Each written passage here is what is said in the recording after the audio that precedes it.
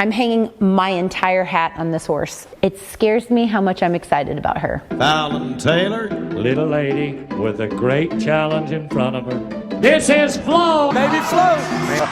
She wins the world championship and the winner's circle for that cowgirl. Fallon Taylor will win. She's riding an amazing horse out of Baby Flo. One of the babies for Baby Flo. Low to the flow. Hush, buddy. Hush, buddy. What's up, Flummies? Welcome back to my channel. You guys, this is a plethora of information in this vlog. We're going to be talking about all of your questions. We're going to go to a couple of rodeos. We're going to walk and talk, check out some of the horses that are in the barn that have been at the other ranch that are now here, that have big dreams, big shoes to fulfill. And of course, today's outfit is by Brand. He gave me a little piece of artwork. Just keeping it real on the channel. You guys that have been with me for a long time, thank you so much for subscribing. For those of you guys that are brand new here, I'm a horse chick that has a lot of cool friends and rides a lot of horses, and I'm super excited to share that part of my life with you. That's what's really great about YouTube. We were talking about it today. People think that I'm a people because you see me on your phone or on your TV or whatever, but really it's just me and my friend going around and filming. So when I see people in person, it takes me a minute because I'm a little like, oh, you watch me? You watch stuff? Because we feel pretty by ourselves. Anyway, Baby Flo is here. If you guys don't know, this chick's won a millie, if you're new here. A millie. And I owe pretty much everything to her. I don't know, she's my bestie. We've been flushing a lot of embryos off this gal, and she's doing great. Now, we have been flooding here in North Texas, or she would be outside in her pasture. But she's healing from all the things and stuff. That leg looks really, really good that you guys might have seen a couple of years ago. So it looks really good, and she's ready for turnout during the day. We have a lot of coyotes here, so I do not feel comfortable turning her out at night, even though we have donkeys and a Pyrenees around here and all those things. I still get really nervous, but that's what her life is like. And see that back door right there? That's her turnout that goes out every day for the days that she can't be in her pasture. We had to shut that because of flooding from yesterday. If you guys haven't seen, this is what our trailer house at the other ranch looks like from the storm. So we didn't want to turn her out in that. As we wander through the barn, I'm going to tell you guys about the last road trip that we just had. We went to Davey, Florida. I'm obsessed with Florida, so we're going to hit some rodeos. This first rodeo is going to be Davey, Florida, and it's got a cool setup where the back goes like this and the alleyway goes like this, kind of like a T, so you walk down here and turn.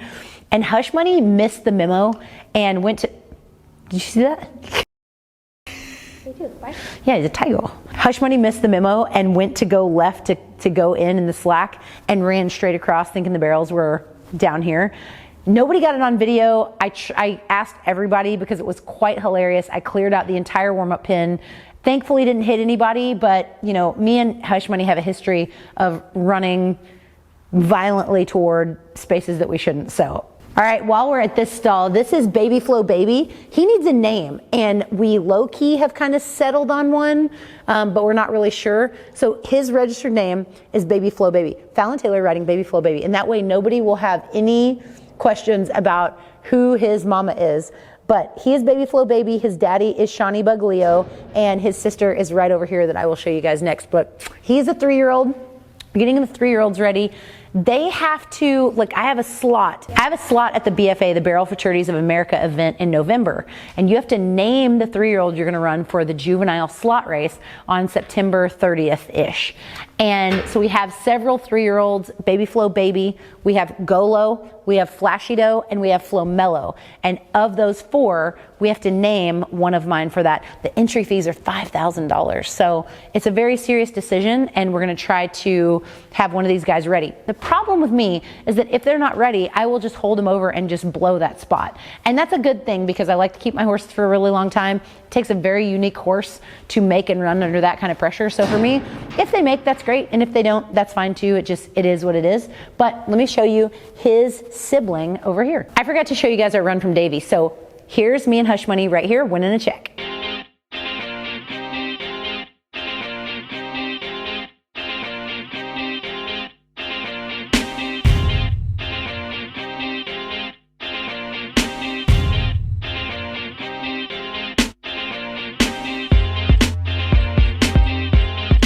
Here is Cody reluctantly showing you her run from Davey. She's an inch away from being perfection all the time. So here you go. And kudos to her for showing her vulnerability, because I don't like doing it either, but here we are on YouTube, and thanks for watching.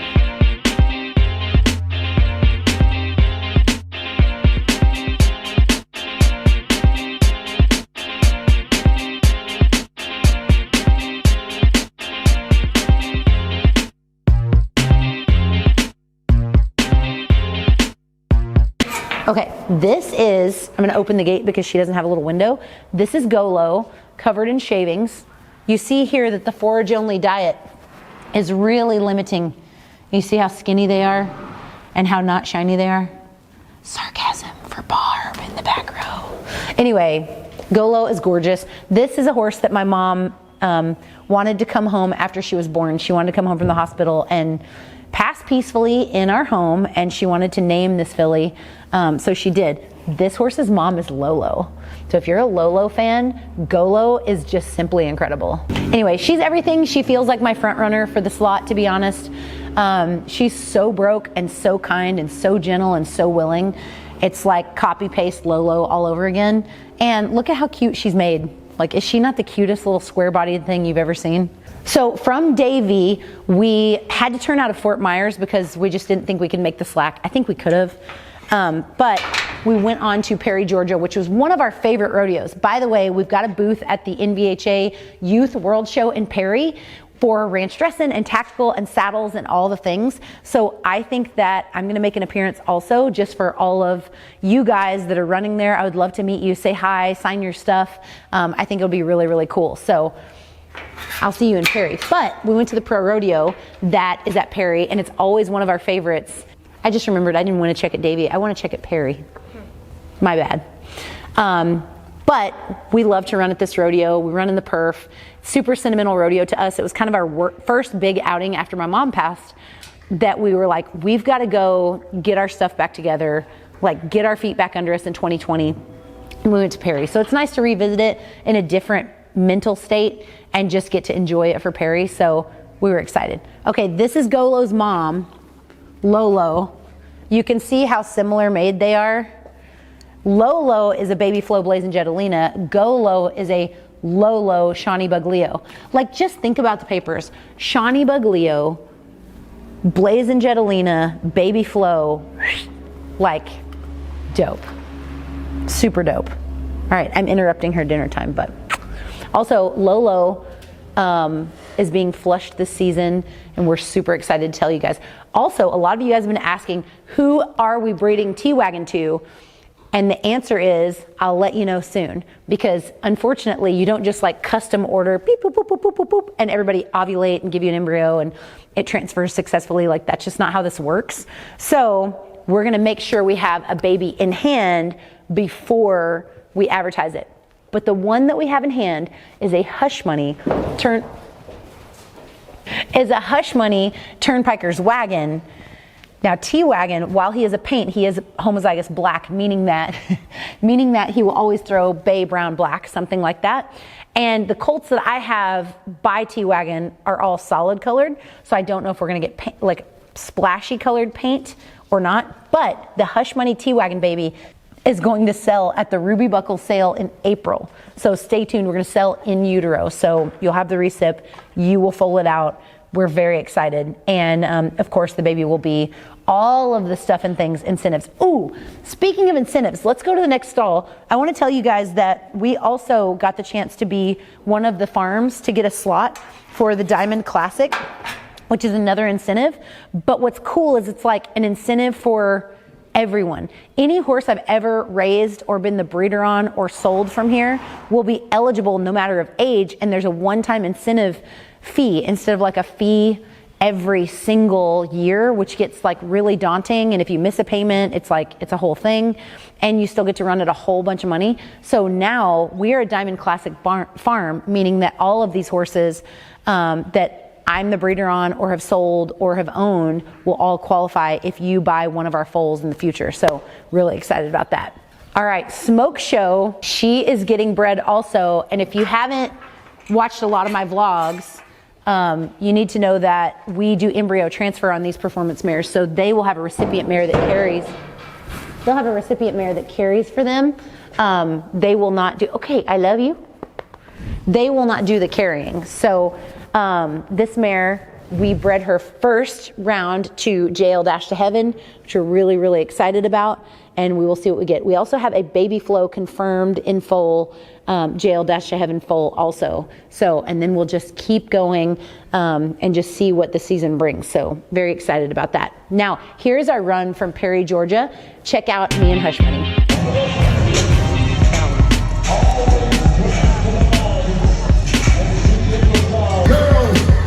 Beautiful Miss Fallon Taylor. Yes. 2 down, 1 to go. She is a star. Let's treat her as such. Fallon.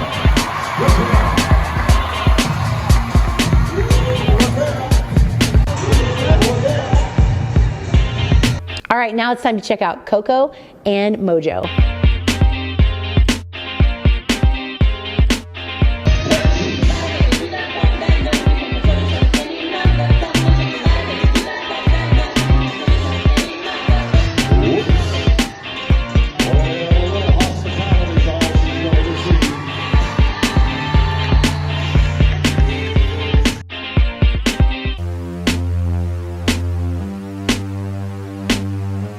I just want to speak up for like coming back from injury, even though it's not my injury.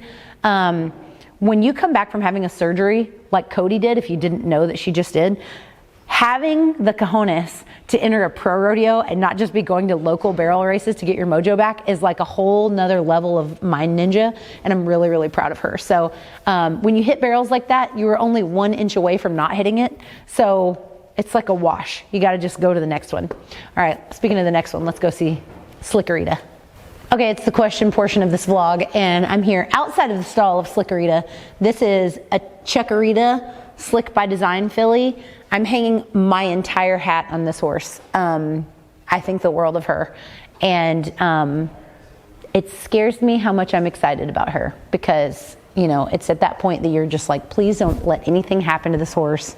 This horse and Strut right now, I am betting the farm, and she's really, really cool. So we're at the part where we're just having to play it slow and steady and hope that nothing breaks before we get, now she's 4, so she's not eligible for that juvenile futurity thing, but she will be entered in some futurities. My goal is November. And again, if she just isn't ready, we'll roll her to the next year and keep working, but I think that she's gonna be super ready.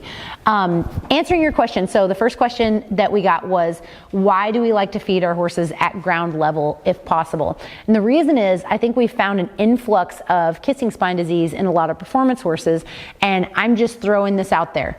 There's a huge correlation between horses being fed more up high, they drink up high, and not really reaching and getting their head down and stretching all that, all the muscles in the top line and all of those things, that I feel like, for me personally, and again, I'm not an expert on this, I'm not a vet, I am an expert on horses, but I'm not a vet. I do feel like the more that we can allow a horse to mimic nature, as much as we keep these guys in stalls, the more that we can mimic nature, the less of these rich man problems that we have, the less of these, you know, inflammation and all this crazy stuff that we have to battle constantly. I feel like that really goes away when we just mimic nature more and just leave these horses a little bit more alone. Let's go look in Strut stall. This is as close as we can get when the horses are in stalls. So while we're on the road, we do water on the ground. Here, it's a lot less easy to do that because these horses are in and out of the stall constantly. They're not used to being up as much. But in the stalls at a rodeo, we do put the water on the ground. By the way, I'm gonna link my buckets below because the little foldy boy buckets are freaking awesome. But I like these feeders instead of hanging a hay bag in the stall. And you guys, that'll go to my next question of which hay bags do I like. These feeders, when I'm at home, they can get their head down to the bottom. So they're not reaching up here for hay. And I just feel like that really helps to maintain a happier horse that mimics a lot more of what nature has to offer. And you know, horses outside, if we left them alone, would be drinking out of ponds or tanks or whatever else and grazing naturally in the grass. So I try to mimic that. Now on the road, my hay nets, I featured the hangover hay net in one of my videos, but I got a discount code. Well, now I have a discount code for both. So you can use code Fallon for a hangover hay net or a halo hay net. But what I have that was able to come in, because I think the hangover hay nets are still back ordered and waiting to come in, the halo hay nets are the option that I got for our horse trailer and for our colts that are outside, the baby flow babies that are turned out that are just coming 2-year-olds. The reason that I talked about in my TikTok, if you happen to see it, that those colts, I wanted them to be fed in a slow feeder hay net on the ground. Come here. Come here. Come here. Come here. The reason that I said those colts need to be fed on the ground is because 1, they're super young, 2, they're outside in kind of a run. Oh no. Wait. In like a run outside pen, so they have a lot of room, but they have no shoes on. And horses with no shoes can have those hay nets down low-ish. Their shoe won't catch in a hay net. And somebody posted a comment on my TikTok of like, yeah, but they can get their foot through the hay net. That's not a thing really, unless you just are super negligent and you don't check. But they still hook to the fence, and I'm gonna keep them down low, kind of like those hay pillow things that I've seen before. But anyway, I love the halo hay net. I love the hangover hay net. They open out. You guys can go check out my TikTok, but they're round. They do this to me. It's personal. They open, so they're really, really easy to load. And then they have a giant carabiner, so they kind of hook to everything. But I use those in the trailer, a lot of our outside pens, and places that we need them. Inside, we use these corner feeders to keep them as low as possible. Okay, the next question. The next question was, do we feed oats as part of our forage-only diet? And we don't. We don't supplement with any kind of grain. Oats is a grain. A lot of people, I read your comments on my TikTok too, but a lot of people talked about grain and rice bran and different things like that we know to be super inflammatory. So if anything has that, we just don't include that in our feeding program.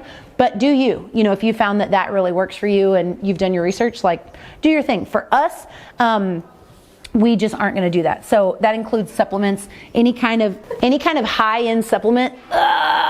Move over, you big dinosaur. Look at this. This horse doesn't need any help. Flowbot is like, got to get back in shape soon because I've entered some big stuff on him. And he's also super flexible. The next question was, how do I feel about immunizations? I'm going to let everybody talk and think and whatever it is that they want to on their very own. But this is a result of me. So this is a foal that I immunized right when I was supposed to by the vet. This was a result, so this can happen. This is on the insert of your immunizations, that this kind of reaction can happen. He blew out with abscesses from here down on all 4 legs. All 4 legs are permanently scarred, permanently have this stuff on them.